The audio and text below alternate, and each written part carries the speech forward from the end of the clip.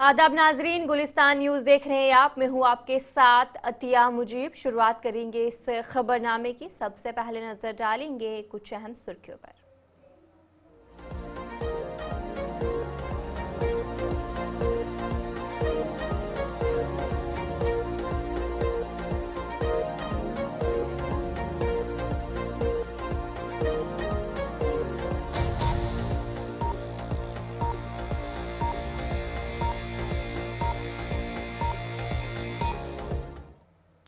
तो चले, ये थी कुछ अहम सुर्खियां। अब दीगर खबरों की तरफ भी रुख करेंगे, जहां पर सबसे पहले बड़ी खबर के साथ शुरुआत करेंगे। श्रीनगर से इस वक्त की बड़ी खबर सामने आ रही है, जहां पर बटमालू और HMT इलाकों में पुलिस की छापेमारी जो है वो की गई और बताया जा रहा है कि तलाशी के दौरान मुजरिमाना मौद और इलेक्ट्रॉनिक आलात भी जब्त किए गए हैं। श्रीनगर से इस वक्त की बड़ी खबर आपको बता रहे हैं और आइंदा दिनों में मजीद छापे भी मुतवक्का है। मजीद छापे भी पुलिस की तरफ से किए जा सकते हैं। श्रीनगर से ये खबर आपको बता रहे हैं। बटमालू और HMT इलाकों में पुलिस की तरफ से जो छापेमारी है वो की गई, जो फिलहाल जानकारी सामने आ रही है। और अभी तक ये भी बताया जा रहा है कि जो तलाशी ली गई, इस तलाशी के दौरान कुछ इलेक्ट्रॉनिक आलात भी जब्त किए गए हैं। और बताया जा रहा है कि श्रीनगर में पुलिस ने बटमालू और HMT इलाकों में मुख्तलिफ मुकामात पर तलाशी ली और जिसके बाद पुलिस ने मुश्तबा अफराद के घरों से काबिल एतराज मौद और इलेक्ट्रॉनिक आलात जो है वो बरामद किए हैं। और क्या कुछ जानकारी इस हवाले से भी आपको अपडेट करेंगे, क्या अभी भी जो तलाशी है वो जारी है या नहीं। लेकिन श्रीनगर पुलिस की तरफ से कार्रवाई देखने को मिली। बटमालू और HMT के इलाकों में मुख्तलिफ मकामात पर पुलिस की तरफ से जो ये कार्रवाई है वो की गई। पुलिस ने छापे मारे हैं वो किए और जिस दौरान जो अभी तक बताया जा रहा है कि कुछ इस दौरान जो मुजरिमाना मौद और इलेक्ट्रॉनिक आलात भी पुलिस की तरफ से बरामद किए गए हैं। कुछ तस्वीरें भी आपको दिखाने की कोशिश कर रहे हैं कि पुलिस ने किस तरीके से कार्रवाई की और मुश्तबा अफराद के घर जाकर तलाशी ली गई, जहां पर बताया जा रहा है कि FIR दर्ज करने के बाद पुलिस ने कुछ अफराद के घर पहुंची और वहां पर पुलिस ने तलाशी ली और इस दौरान कुछ चीजें भी बरामद की गई हैं पुलिस की तरफ से। और मजीद छापे आइंदा दिनों में भी हो सकते हैं। इस तरीके की कार्रवाइयां आगे भी देखने को मिल सकती है। जहां पर FIR दर्ज की गई थी, जिसमें चंद अफराद को झूठी मालूमात फैलाने और लोगों को गैर कानूनी सरगर्मियों के लिए उकसाने का इल्ज़ाम था, जिसके बाद पुलिस की तरफ से जो FIR है वो दर्ज किया जाता है, सर्च वारंट निकाले जाते हैं और उसके बाद ही पुलिस की तरफ से ये जो कार्रवाई है वो अमल में लाई जाती है। इस वक्त श्रीनगर से आपको ये खबर बता रही है, तस्वीरें भी आपके सामने हैं कि किस तरीके से पुलिस उन मुश्तबा अफराद के घर पहुंचती है और वहां पर तलाशी, बारीकी से तलाशी जो है वो ली जाती है।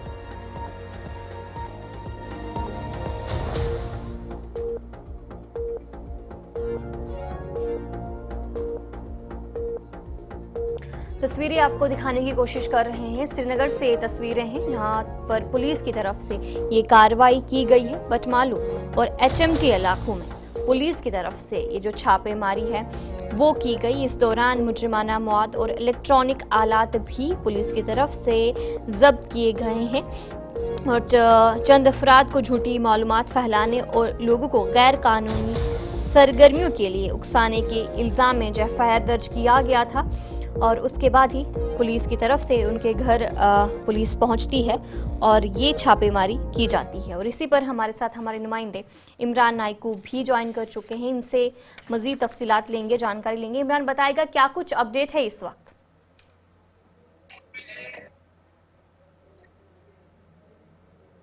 इमरान, सुन पा रहे हैं आप हमें? जी बिल्कुल। आज सुबह कुछ देर पहले श्रीनगर पुलिस ने बटमालू और HMT इलाके में सर्चेस की है। 2 अफराद के घरों में, एक तो बटमालू इलाके में, दूसरी HMT के इलाके में।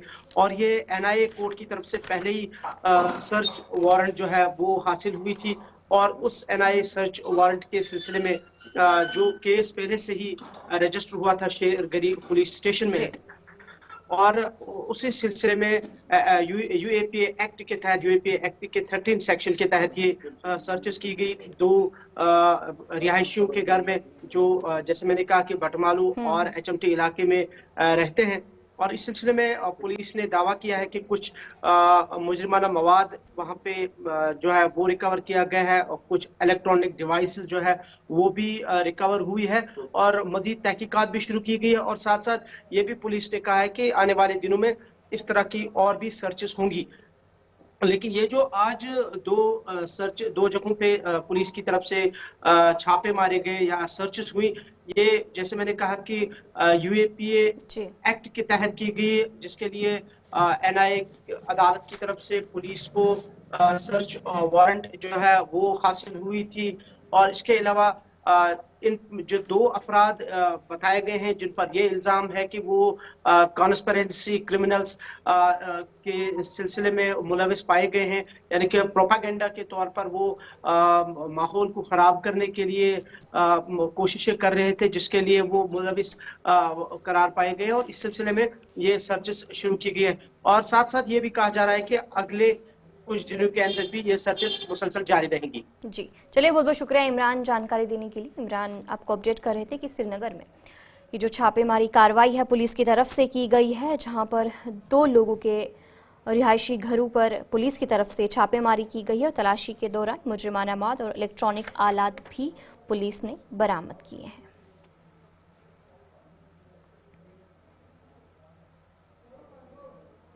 तो चलिए अब आगे बढ़ जाएंगे, जहां पर डोडा से एक खबर सामने आ रही है। जो डोडा में एक सड़क हादसा जो है वो पेश आया।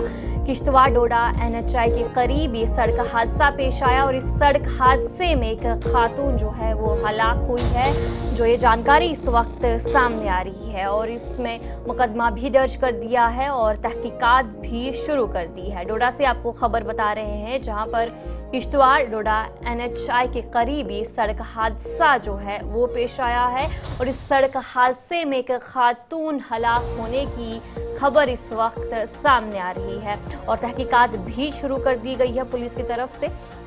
डोडा एनएचआई के करीब जो ये सड़क हादसा है वो जो है पेश आया है, जिसके बाद वहां पर पुलिस पहुंचती है, और पुलिस ने मुकदमा दर्ज करके तहकीकात भी शुरू कर दी है।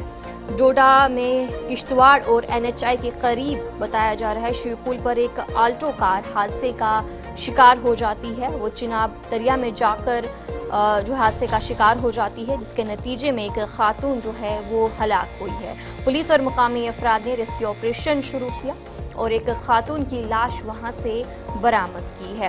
हादसे में कितने मुसाफिर सवार थे इसकी तफसीलात अभी तक सामने नहीं आई है, लेकिन पुलिस ने मुकदमा दर्ज करके तहकीकात शुरू कर दी है। इस हादसे में जब ये हादसा पेश आता है तो वहां पर उसी वक्त पुलिस और मकामी लोग वहां पर पहुंचते हैं और रेस्क्यू ऑपरेशन स्टार्ट किया जाता है, शुरू कर दिया जाता है।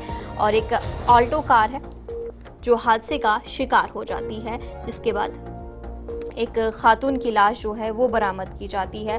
पुलिस वहां पर पहुंचती है, मकामी लोग भी वहां पर पहुंचते हैं और वहां पर रेस्क्यू ऑपरेशन चलाया जाता है, और इसमें एक खातून की लाश बरामद की गई है। कुछ तस्वीरें भी आपको दिखाने की कोशिश कर रहे हैं कि वहां पर जो एक खातून है उसकी लाश बरामद की जाती है, और पुलिस ने मुकदमा दर्ज कर लिया है और तहकीकात भी पुलिस की तरफ से की जा रही है। इसी पर हम जानकारी भी लेंगे। हमारे साथ हमारे नुमाइंदे वसीम गत्तू ज्वाइन कर चुके हैं। वसीम, बताएगा कि जो पूरा सड़क हादसा पेश आया है, क्या कुछ जानकारी इस हवाले से?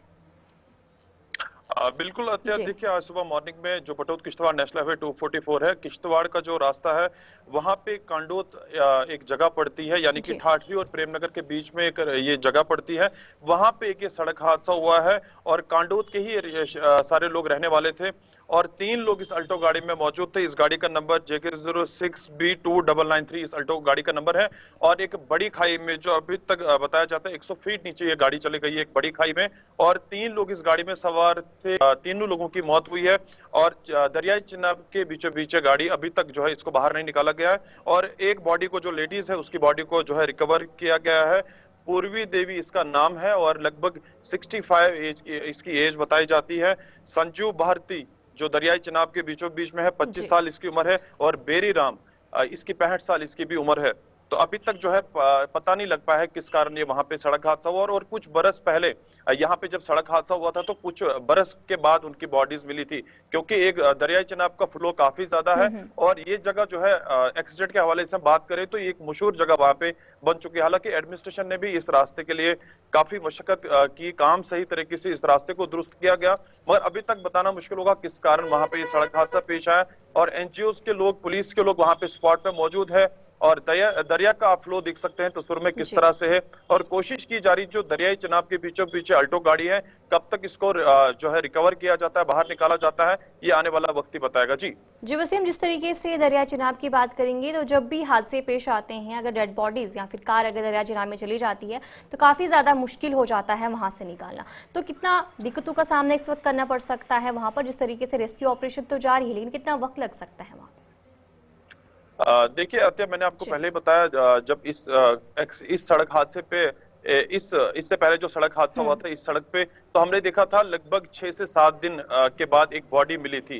तो यहाँ जहाँ पे ये सड़क हादसा हुआ है ये जगह जो है काफी डेंजरस मानी जाती है। जो डीएसपी ट्रैफिक से भी सुबह हमने बात की, अभी कुछ देर पहले फिर बात की, वो पूरी कोशिश कर रहे हैं। हालांकि इस वक्त क्रेन का इस्तेमाल किया जा रहा है, इस गाड़ी को बाहर निकालने की कोशिश की जाती है और चिनाब रेस्क्यू की टीम जो है वो स्पॉट पे इस वक्त जो बताया जाता है कि मौजूद है, वो भी कोशिश कर रही है, क्योंकि चिनाब रेस्क्यू ही जो टीम यहाँ पे है वही जितनी भी बॉडी जब भी सड़क हादसा होता है वो कोशिश करती है बॉडीज को बाहर निकालने की। या अबाबिल के एनजीओ की हम बात करें, वो पूरी कोशिश कर रही है। हालांकि अभी तक एसडीआरएफ को यहाँ पुलिस को कोई बड़ी कोई कामयाबी हाथ लगी है, तो देखना होगा कब तक ये रेस्क्यू जो है वहां पर जारी रहता है। और जिस तरह से मौसम भी अब करवट बदल रहा है आस्ता आस्ता, अगर मौसम करवट बदलता है तो काफी ज्यादा मुश्किलों का सामना जो रेस्क्यू वाली टीम है उनको करना पड़ेगा। जी चलिए, बहुत बहुत शुक्रिया वसीम जानकारी देने के लिए। वसीम आपको अपडेट कर रहे थे कि डोडा में जो सड़क हादसा पेश आया है, जहां पर एक खातून की मौत वाकया हुई है और उसकी लाश बरामद की गई है और फिलहाल वहां पर बड़े पैमाने पर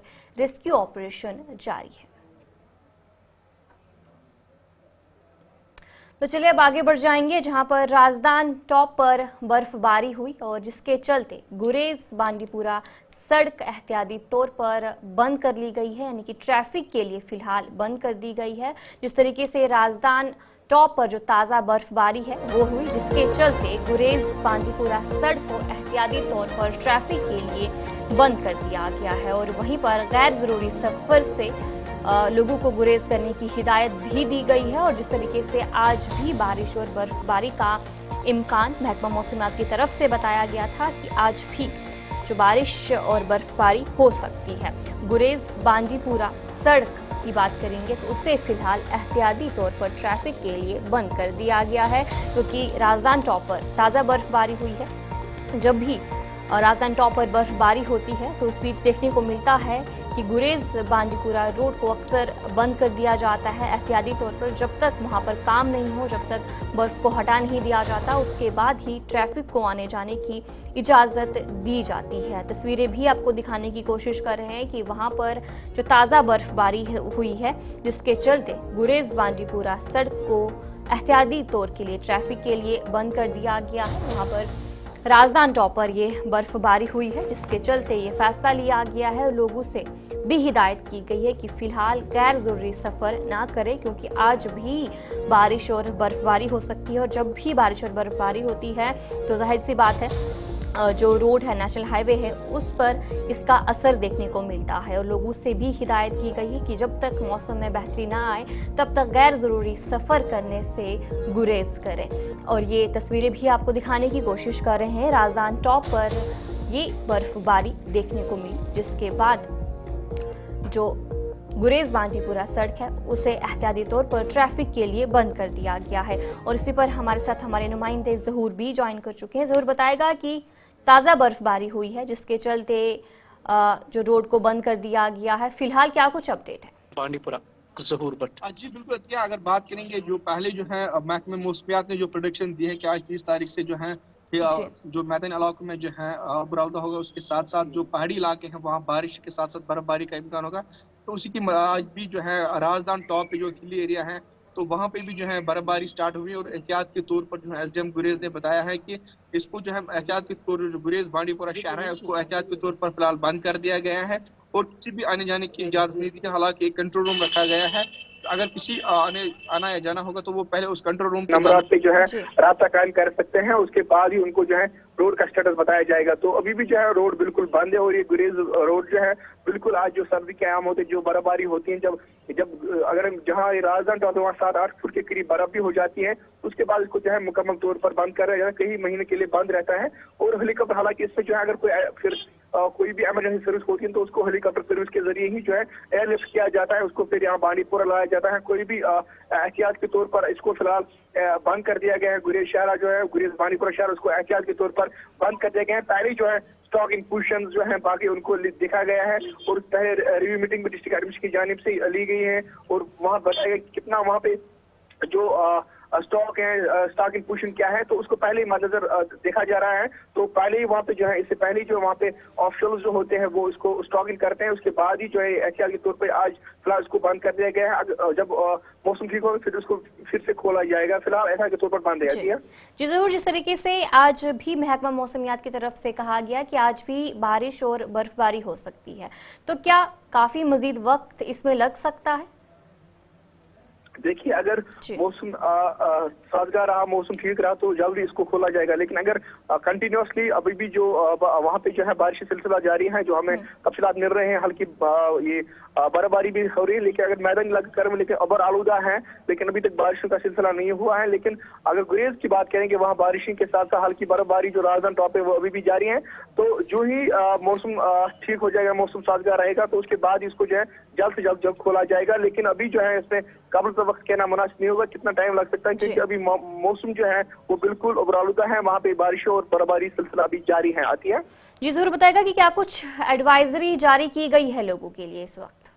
देखिए, जब वहाँ पे रोड जब बर्फबारी होती है या बारिशें होती है तो रोड की फिसलन होती है, तो स्लिपरी रोड बन जाता है, ताकि एक्सीडेंट का जो खतरा लाक रहता है। तो उस हवाले से जो है एडमिनिस्ट्रेशन जो पहली जो है प्रिकॉशनरी मेजर्स लेते हैं, उनको जो है रोड को एहतियात के तौर पर बंद करते हैं। और वो ये जो आज भी जो रोड बंद है बिल्कुल प्रिकॉशनरी मेजर है, ताकि स्लिपरी रोड अभी बना हाई एल्टीट्यूड एरिया है, तो वहाँ पे इसको फिलहाल बंद कर दिया गया है। BRO की जो मशीनें हैं वो ऑलरेडी ऑन टोज वहाँ होती हैं, लेकिन अभी भी जो रोड है वो बिल्कुल बंद है, और जो ही मौसम साफ करेगा उसके बाद इसको फिर से खोला जाएगा। जी चलिए, बहुत बहुत शुक्रिया जहूर जानकारी देने के लिए। जहूर बट बांडीपुरा से हमारे नुमाइंदे आपको जानकारी दे रहे थे कि बर्फबारी के चलते जो गुरेज बांडीपुरा सड़क है उसे एहतियाती तौर पर ट्रैफिक के लिए बंद कर दिया गया है।